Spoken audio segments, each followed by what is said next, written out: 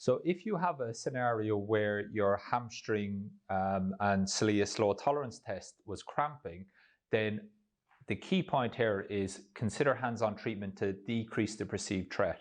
So again, whatever hands-on treatment techniques you use, we want to ultimately put some load through these tissues to tolerate that load tolerance. Okay, so again, it's not just a case of breaking up scar tissue or anything like that. If we think about this from the nervous system point of view, we can put a little bit of load through these tissues and then ultimately desensitize the ability to tolerate load, and then put them back in these positions and recheck again. So if we've got somebody who's cramping in Soleus, we may consider actually doing some hands-on treatment to the medial hamstrings. So you might do a little bit of hands-on treatment with medial hamstrings, go back, retest again. If they're cramping in the foot, you may need to do it in the Soleus or the hamstrings, or again, you may even want to consider mobilizing the pelvic floor and the diaphragm if you think that there's a perceived threat where, again, as that foot hits the floor or pushes into the floor, that load tolerance has to go through all the way through the hamstring, the hip, and up into the pelvic floor. So again, when we start to look at and focus on motor adaptations, is there anything in the injury history that is going to maybe the nervous system doesn't want to tolerate load? So ultimately it goes, right, I don't want to put it up this way, so I'm going to put it down this way.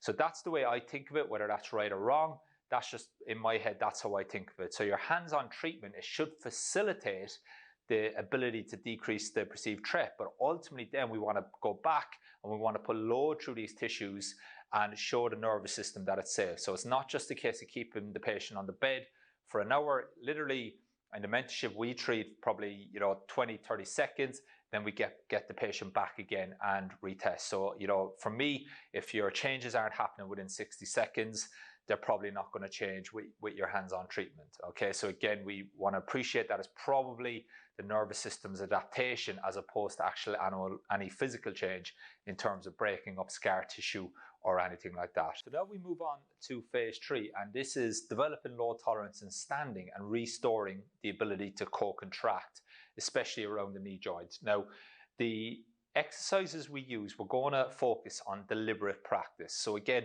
with these exercises, we're targeting the nervous system. We want the nervous system interested. If we're too far over in the red in rest and digest, or in fight or flight, then the patient's probably going to go into these protective strategies, and we're not going to have an ability to go from a top down to thoughtless, fearless movement. If the exercise is too easy and we're in rest and digest, or too much in rest and digest, the nervous system isn't interested, there's probably going to be no learning effect taking place.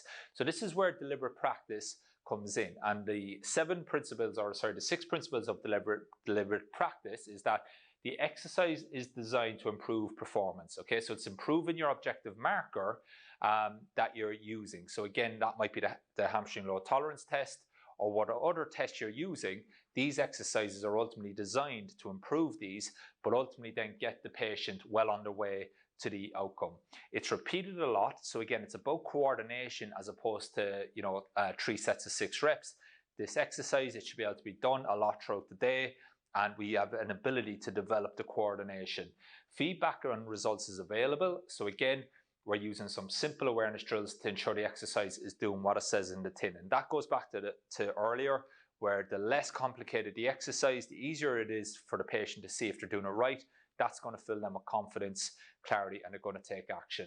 It's going to be highly demanding mentally, and we're going to see this with Shane. A subtle shift challenge in his basis support is going to make all the difference mentally, and that's going to be a critical point.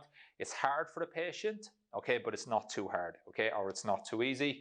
And then the final thing is it requires good goals to be able to do towards getting to the ultimate outcome.